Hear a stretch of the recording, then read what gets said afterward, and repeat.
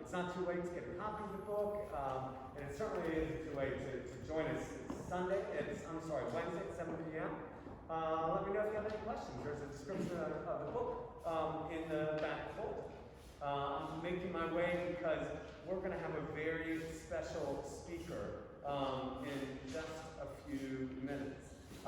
Second thing, while Rob's setting up, that I want to remind you of, or maybe tell you for the first time if this is news to you. So each year we try to provide the services of a flu clinic here at St. Luke's, and even in this year of pandemic, we're doing that. So next Sunday, we're going to have flu vaccines and shingle vaccines available. They'll be in the upper auditorium. Simply at the conclusion of this service, walk up through the loggia. There'll be seats, all socially distanced, but there'll be seats waiting for you. And all you need to do is bring your health insurance card, and you can get yourself your flu shots if you haven't already received those flu shots. Just to be clear, we don't have a COVID vaccine yet, but nonetheless, shingles and flu, that'll be available for you. So, I hope, and come on down so you can see this. I hope that you have noted that we've entered that season for our 2021 commitment campaign. Some things might be very different in this time of COVID, but the need, the invitation, the opportunity for such a campaign, that remains the same. In fact, I want you to take a look around you if you haven't already. These are banners which give words to the campaign, and again, courtesy of the creative work of Rob Walsh here and his brother John, as well as the commitment design team. There's a video online, and I hope that you'll take a second and watch that. It's only, I think, about, 90 seconds or something like that, maybe a little bit longer?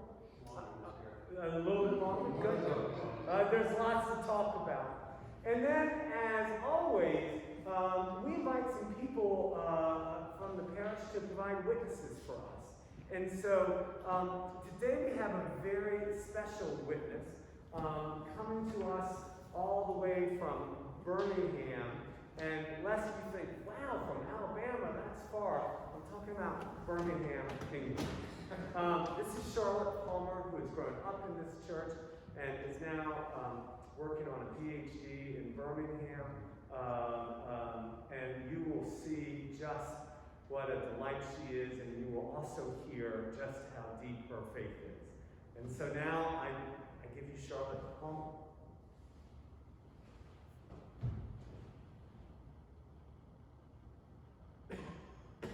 Hello, I'm Charlotte Palmer. I've been going to St. Luke's for something like 15 or 16 years now.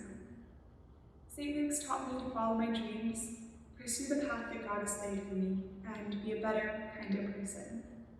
In Sunday school, I learned to think about life and faith differently by hearing the stories and viewpoints of my teachers and classmates. In choir, I formed lifelong bonds with my fellow singers through the communal activity of making music. Helping out with food ministries, I made new connections with different people over shared meals. Most importantly, growing up at St. Luke's, I had a church family who I knew would always love, support, and encourage me. This support is a big part of the reason I am now in Birmingham, England, following an unexpected dream of a PhD in English literature. Here, however, St. Luke's has taken on a different role in my life. In March, one of my worst fears came to life when I realized I didn't know when I would be able to safely return home. I still don't know. Summer lockdowns seemed endless. Through long rainy days, I was tired and frustrated with my work, but had absolutely nothing else to do except sleep. Being so far from home, I struggled to stay connected with the changes my family, town, and country were going through. I tried to forge some sort of connection with Britain, but spent so much time indoors, I forgot what a British accent sounded like. That's when St. Luke's started the fortnightly coffee hours. Over Zoom, I saw my St. Luke's family, heard about sunny weather and gardens, and the challenges and possibilities of reopening. I I share developments from my own life in lockdown, from my master's dissertation to new adventures in baking. I discuss the issues from the pandemic to racial violence that were transforming the world around us, here and in America. These coffee hours made sure I wasn't isolated. They connected me to the outside world, to my life before the pandemic, to the home that raised me. They gave structure and meaning to my life in lockdown. And, simply put, they gave me something different to look forward to every other Sunday. A few familiar faces, a smile, a laugh. Around the world, churches have been putting together virtual services in a variety of different ways. In my own room, I do morning prayer and evensong. But church is more than individual prayer. A connection with God is reached through connection with others. Throughout the pandemic, St. Luke's has worked to maintain that connection. I founded the virtual coffee hours, but it has also been the faith formation meetings, the many voices of the church leading the recorded services, and the work St. Luke's continues to do, supporting the community through food ministries and COVID-specific aid. Growing up in St. Luke's, I knew that God's love is endless and unconditional.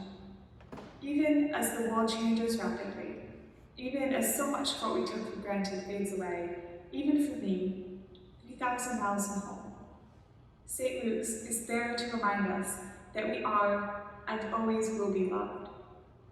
Someday, hopefully this spring, you will be able to gather for Tuesday on Good Friday and sing of a fire that never dies away, even in the darkest night. I would love to be there with you, bearing that message through Easter.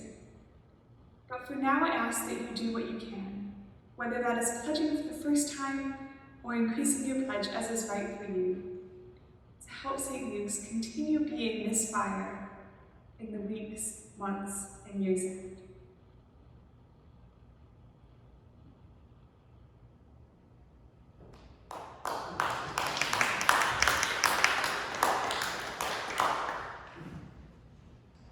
You know, one of the greatest privileges about being a parish priest is when you get a view of someone who just has such a deep faith, and someone who you just know is going to set the world on fire. And so we are fortunate to hear her voice and to have her witness.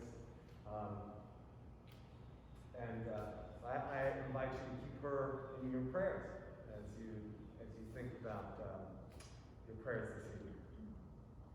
Thank you, Ron. So now with her voice and a sense of the light and the fire that never goes out, let us continue our celebration of the Eucharist. Let us walk in love as Christ loved us and gave himself for us, an offering